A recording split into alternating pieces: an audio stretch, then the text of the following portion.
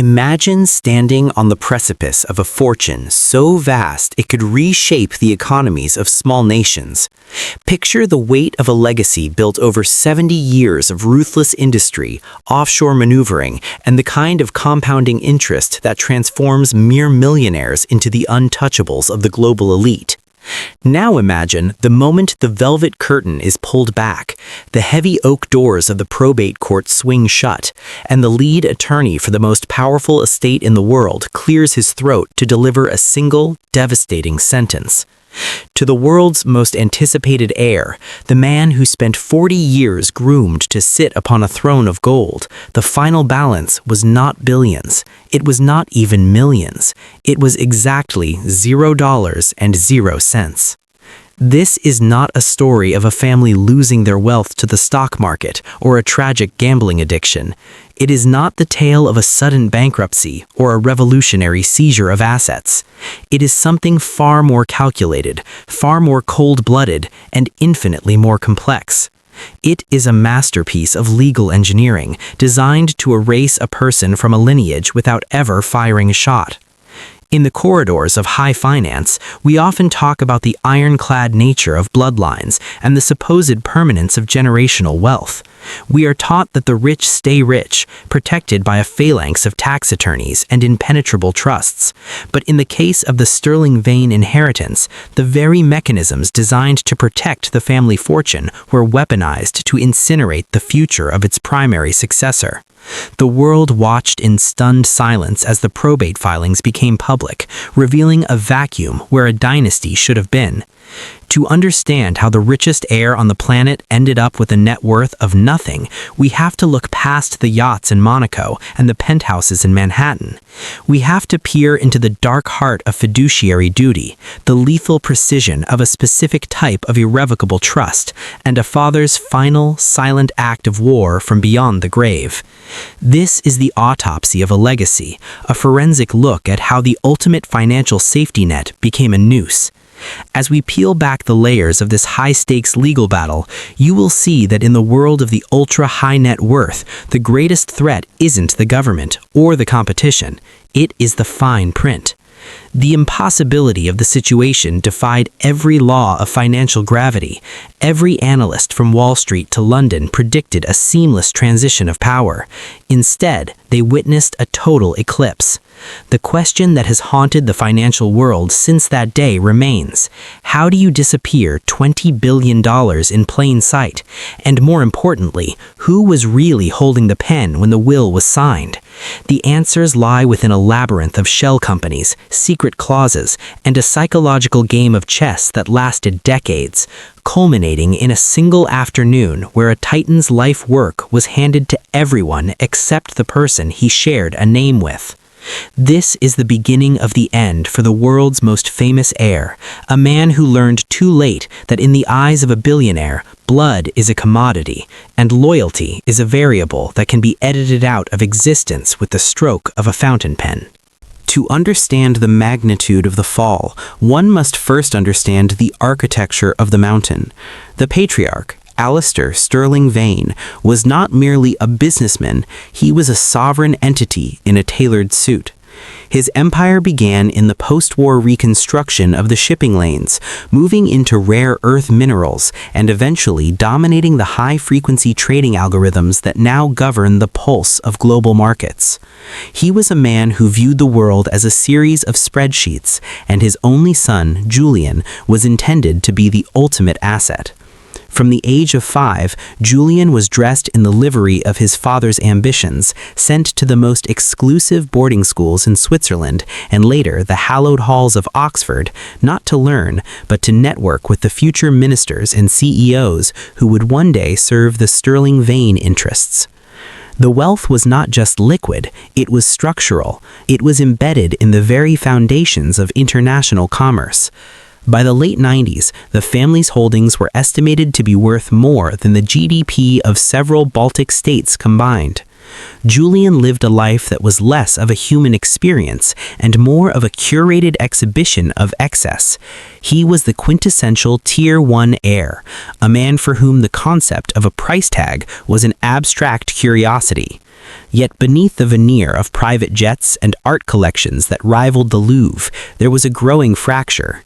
Alistair was a product of the old world, a believer in the Protestant work ethic taken to a sociopathic extreme. He viewed his wealth as a weapon to be sharpened, while Julian viewed it as a soft landing.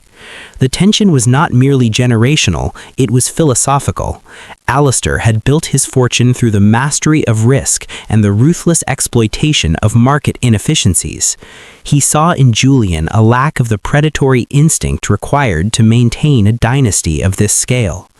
In the quiet offices of the family's private wealth management firm in Zurich, Alistair began to express his doubts to his closest confidants, a circle of tight-lipped Swiss bankers and London solicitors who had served the family for generations. These were the men who understood that a fortune is a living thing that requires constant feeding. They saw Julian as a parasite, a man who would eventually dilute the sterling vein influence through incompetence, or worse, through a misplaced sense of philanthropy. The origin of the wealth was steeped in a specific type of cold-blooded brilliance, a legacy of acquiring distressed assets and stripping them for parts. Alistair expected Julian to be the butcher, but Julian wanted to be the chef. As the years turned into decades, the distance between father and son grew from a rift into a canyon. Alistair's health began to decline, and the financial world turned its eyes toward Julian, anticipating the moment he would take the helm of the most powerful private investment vehicle in existence. The markets had already priced in the succession. Analysts had written the white papers on the Julian era. No one suspected that Alistair had spent his final years engaged in a silent, methodical deconstruction of his son's future. He wasn't just planning for his death, he was planning a disappearance. He was utilizing the very tools of the elite, the Delaware corporations, the Cook Island trusts, and the complex web of offshore entities to create a fortress that Julian could see but never enter. This was a man who understood that the ultimate power is not giving but withholding. He was preparing to teach his son the most expensive lesson in history, that a name is not a contract, and blood is not a guarantee of a fiduciary relationship. The stage was set for a transfer of power that would never happen, leaving Julian to inherit the ghost of a fortune, while the substance was spirited away into the shadows of the legal code. The true nature of the trap was sprung during the first week of the probate proceedings, a period usually reserved for the somber formalities of mourning and the quiet distribution of sentimental assets. While Julian sat at the head of a long mahogany table in a London law firm, flanked by his own team of high-priced litigators, he expected the reading of the will to be a mere coronation. Instead, it became a forensic autopsy of his father's hidden intent. The lead solicitor, a man who had been Alistair's shadow for 40 years, produced a document that had never been disclosed during the years of succession planning. It was a secondary, overarching amendment to the primary irrevocable trust, a document known in the highest echelons of estate law as a scorched earth provision. This was the first legal twist that sent shockwaves through the financial community. The lawyers discovered that 3 years prior, Alistair had executed a total restructuring of the family's core holdings, moving them into a multi-layered discretionary trust based in a jurisdiction that recognizes the absolute supremacy of the settler's intent over the claims of any beneficiary. Within this structure lay the secret clause, a chillingly precise legal mechanism referred to by the inner circle as the character contingency. The clause stipulated that the distribution of any principal or interest was entirely dependent on a set of performance metrics that Julian had unknowingly been failing for years. Alistair had appointed a third-party institutional trustee, a faceless entity in the Cayman Islands, with the sole power to determine if Julian had met the criteria of financial stewardship and personal conduct. But the real poison pill was a tiny, obscure paragraph buried deep within the technical definitions of the trust's corpus. It stated that if the primary beneficiary ever attempted to litigate the terms of the estate or challenge the authority of the trustees, their entire interest would be automatically and permanently liquidated into a charitable foundation dedicated to the very industries Julian had spent his life publicly criticizing. Julian was trapped in a digital panopticon. Every private jet excursion, every failed venture capital investment he had made with his father's seed money, and every public scandal had been meticulously documented by a private investigative firm hired by his own father. These reports were filed directly to the trustees as evidence of a breach of fiduciary expectation. The wealth was there, shimmering behind a wall of impenetrable legal prose, but it was no longer his. He was a beneficiary in name only, a ghost in the machine of his father's making. The legal team realized with growing horror that Alistair had utilized a spendthrift clause not just to protect the money from outside creditors, but to protect the money from Julian himself. By the time the meeting concluded, it was clear that the $000 figure on the distribution line wasn't an error or a temporary holding. It was a calculated strike. The trustees, acting on the final instructions of a dead man, had exercised their absolute discretion to determine that Julian was a liability to the legacy.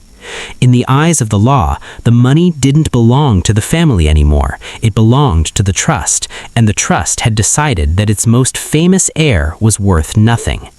This was the moment the public facade of the Sterling Vane dynasty crumbled, revealing a father who would rather see his billions vanish into the coffers of a neutral foundation than see it spent by a son he no longer respected. The secret clause was more than a legal hurdle. It was a psychological mirror, forcing Julian to realize that his entire lifestyle had been a loan that was now being called in with interest. The fallout was not a quiet affair conducted behind the closed doors of a library. It was a scorched earth campaign that played out in the high-stakes theater of the Royal Courts of Justice. As Julian's legal team launched a desperate offensive to invalidate the trust, the true depth of the family's emotional decay was laid bare for the world to see. This was the peak of the conflict, where the cold numbers of high finance collided with the raw, jagged edges of a lifelong betrayal. The discovery process unearthed a series of private correspondences between Alistair and his advisors that read more like a military strategy than an estate plan. In these memos, Alistair referred to his son not as a person, but as a systemic risk. The emotional betrayal was compounded when Julian's own sister, who had always remained in the shadows of the family's corporate structure, came forward not to support him, but to testify as a hostile witness. She revealed that she had been secretly collaborating with the third-party trustees for years, providing them with a constant stream of evidence regarding Julian's private indiscretions and his secret attempts to bypass his father's authority while he was still alive. The courtroom became a battlefield where the concept of the blood bond was systematically dismantled. Julian's lawyers argued that the character contingency was a product of undue influence and a deteriorating mind, but the defense countered with a video deposition Alistair had recorded just weeks before his passing. In the video, the patriarch was terrifyingly lucid, his voice a gravelly whisper that carried the weight of a death sentence. He spoke directly to the camera, addressing Julian by name, explaining that the greatest gift he could give his son was the vacuum of poverty, for only then would Julian understand the cost of a single dollar. It was a psychological vivisection performed in front of a global audience. The betrayal felt by Julian was not just financial, it was the realization that his father had viewed their entire relationship through the lens of a transaction that had failed to yield a return. Every birthday gift, every high-level introduction, every moment of perceived paternal pride had been a data point in a long-term assessment of Julian's worthiness. As the trial dragged on, the mounting legal fees began to consume what little liquid assets Julian had left in his own name. He was forced to sell off his art, his properties, and eventually his reputation, as the press labeled him the billion-dollar beggar. The family's internal war became a spectacle of Tier 1 drama, a cautionary tale of how the pursuit of absolute financial security can lead to total emotional bankruptcy. The siblings' relationship was permanently severed, as it became clear that the sister had been promised a separate, secret subtrust in exchange for her cooperation in sidelining her brother. This was the ultimate divide and conquer, a masterclass in manipulation that ensured the Sterling Vane fortune remained consolidated and controlled, even at the cost of the family's soul. Julian was left standing in the ruins of his expectations, watching as the people he trusted most served as the architects of his downfall. The suspense of the trial reached a fever pitch as the judge prepared to rule on the validity of the trust's restrictive clauses, a decision that would either restore Julian the birthright or cement his status as a permanent outsider to his own legacy. The judgment was delivered on a Tuesday morning in a courtroom that felt more like a mausoleum than a hall of justice. The presiding judge, a veteran of complex commercial litigation, did not offer a glimmer of hope or a dramatic reprieve. Instead, the ruling was a clinical affirmation of the settler's absolute right to control his assets.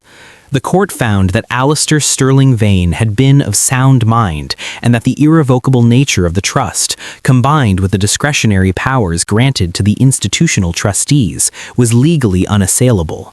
The judge noted that while the terms were exceptionally harsh, they did not violate public policy. In the eyes of the law, a billionaire has as much right to be a vindictive father as he does to be a generous one. The verdict was a total wipeout for Julian. The court upheld the character contingency and, most devastatingly, triggered the no contest clause due to Julian's aggressive litigation strategy. By challenging the will, Julian had effectively signed his own financial death warrant. Every cent that had been earmarked for his potential future was immediately diverted by the trustees into the Sterling Vane Global Foundation. The transition was instantaneous and digital. In a matter of seconds, the ledger for Julian's personal accounts reflected the cold, hard reality of the title: $0 and 0 cents. The resolution was not just a loss of money, it was the total erasure of his status. Within 48 hours of the verdict, the private security detail vanished, the leases on his residences were terminated by the estate's holding company, and the credit lines that had fueled his existence were severed at the source. The final outcome was a masterpiece of legal finality. The sister, who had played her hand with lethal precision, was confirmed as the sole advisor to the foundation, ensuring she maintained the influence and the lifestyle while Julian was cast into the wilderness. The world's richest heir was now a man with a prestigious name and absolutely no means to support it. He was a relic of a dynasty that had moved on without him, a ghost haunting the boardrooms where he once held court. The resolution sent a chilling message to the heirs of the global elite. The safety net is only as strong as the person who wove it. Julian's attempt to break the trust had only succeeded in tightening it around his own neck. He walked out of the courtroom not into a waiting limousine, but into the flashbulbs of a press corps that was already looking past him toward the next scandal. The Sterling Vane fortune remained intact, shielded by the very walls Alistair had built to keep his son out. It was a victory for the dead, a final silent laugh from a patriarch who had managed to control the future from the grave, leaving his son with nothing but the clothes on his back and the bitter taste of a legacy that was never truly his. The ghost of Alistair Sterling Vane now lingers not in a graveyard, but in the cold, binary code of the global financial system. The ultimate karma of this saga is found in the irony that the very traits Julian lacked, discipline, foresight, and a respect for the power of the contract, were the very tools used to dismantle his life. This was the final lesson of the Sterling Vane curriculum. Wealth is not a right of birth, it is a fiduciary responsibility. The world's richest heir was left with nothing because he treated a fortune like a gift when it was actually a debt to the past.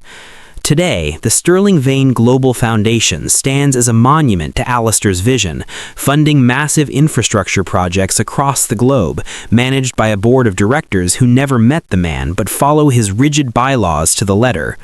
Julian, meanwhile, has become a footnote in the history of wealth management, a living case study taught in law schools and private banking seminars to illustrate the terrifying efficacy of the ironclad trust. The evergreen financial lesson here is profound and unsettling for anyone standing on either side of an inheritance. It is the realization that in the modern era, the law has evolved to favor the intent of the dead over the needs of the living. An irrevocable trust, when drafted with the surgical precision of a Tier 1 legal team, is more than a tax vehicle. It is a digital soul, a way for the powerful to project their will across generations, bypassing the messy unpredictability of human emotion. For the ultra-high net worth individual, the story of the $0 heir is a reminder that the greatest risk to a legacy is often the person sitting across the dinner table. For the rest of the world, it is a glimpse into a reality where money is the ultimate arbiter of morality, and where a father's love can be quantified and found wanting on a balance sheet. The Sterling Vane case redefined the boundaries of probate law, proving that you can indeed take it with you, or at least you can make sure no one else gets to touch it. As the sun sets on the era of the untouchable heir, we are left with the image of a man who had everything and realized, too late, that he owned nothing. The fortune continues to grow, compounding in the silence of offshore servers indifferent to the name on the building or the blood in the veins. In the end, Alistair Sterling Vane didn't just protect his money, he ensured it would never be human again. He turned his legacy into a machine, and in a machine there is no room for an heir who does not compute.